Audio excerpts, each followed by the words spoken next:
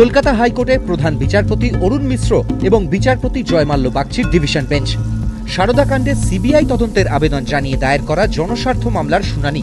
আবেদনকারী বাসবী রায়চৌধুরীর আইনজীবী সুব্রত মুখোপাধ্যায় প্রথমেই সারদা কাণ্ডে সিবিআই তদন্তের দাবিতে জোর সওয়াল শুরু করেন। তার অভিযোগ, সাম্প্রতিককালে পশ্চিমবঙ্গে এর থেকে বড় আর্থিক কেলেঙ্কারির ঘটনা ঘটেনি। সারদা কাণ্ডের সঙ্গে তিনি হর্ষদ মেটার শেয়ার কেলেঙ্কারির তুলনা করেন। অভিযোগ করেন, সারদা কাণ্ডে শাসক দলের 2 সাংসদের নাম সরাসরি জড়িয়ে গেছে। দলের একাধিক মন্ত্রী নেতার সঙ্গে এই গোষ্ঠীর দহরম মহরম নিয়েও একাধিক অভিযোগ উঠেছে। এই পরিস্থিতিতে রাজ্য পুলিশ নিরপেক্ষভাবে তদন্ত করতে পারবে না, তাই সিবিআই তদন্তের অনুমতি দিক আদালত।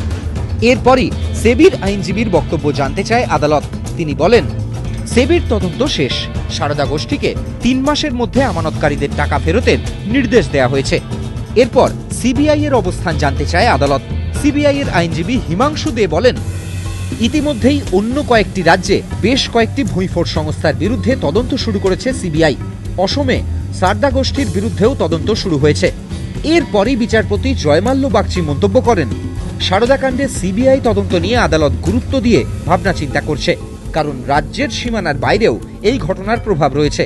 দেখা যাচ্ছে আমানতকারীদের অনেকেই ভিন রাজ্যের বাসিন্দা।